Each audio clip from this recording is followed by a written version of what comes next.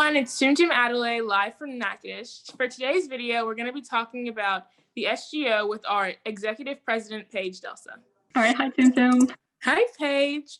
Okay, so I just wanted to ask you a few questions about SGO for us to use for our LSMSA 5 minutes or less series. So my first question is, what is SGO? So SGO, or Student Government Organization, is a way for students to get their concerns about the school addressed.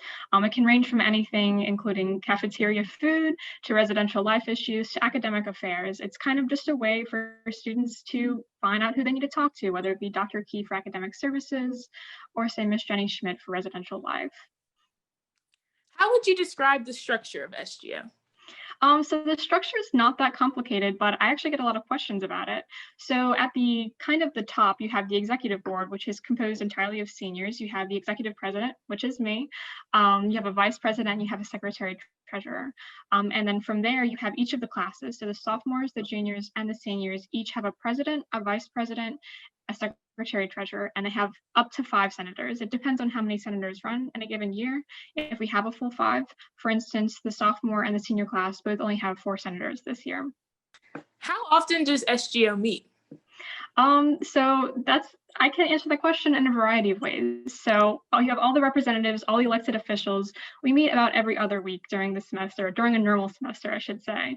Outside of that, each class has a meeting every other week as well, and they usually have it in the off weeks from the big SGO meetings, and then we have committees that also meet every other week. So Paige, how has SGO been different this semester due to the online school and how we're not all on campus together? So actually we've been able to adjust really well. Aside from elections being a little bit later than normal, we can still have all of our meetings virtually, which is a very nice way to kind of be able to see everyone, even though we're not in person. One of the challenges with that, though, is obviously with this online environment, we don't know how students are really responding or reacting to it. So that's something that our committees have been trying to kind of get a gauge for, is how can we improve this, not only for next semester, but in the event that we ever have to do it again? How can we make the virtual environment more friendly to first-year students and returners? So how can students in our LSMSA community get involved with SGO? I'm very happy you're asking this question, Tum-Tum. So this is something that I've been working very hard to try and make it obvious to the student body, that the student government organization is not just the people that they elected, it's everyone in the school. Becoming a student at LSMSA means you're a member of SGO. This means that you can attend all of our meetings, committee, big SGO, class officer meetings, or otherwise.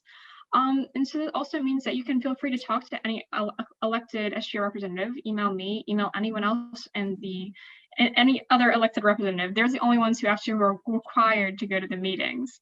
So for instance, if you had a problem with the food, if you were on campus, you could email the head of the food committee, or you could email, say, the person in charge of health and happiness if the food is so severely affecting your health and happiness, if you really wanted to. That's just a very simple way to kind of bring your concerns to the attention of SGO so we can get it addressed. All right, if y'all have anything that y'all need from me, SGO related stuff, please just let me know. All right, thanks, Paige. Thank you so much, Tum-Tum.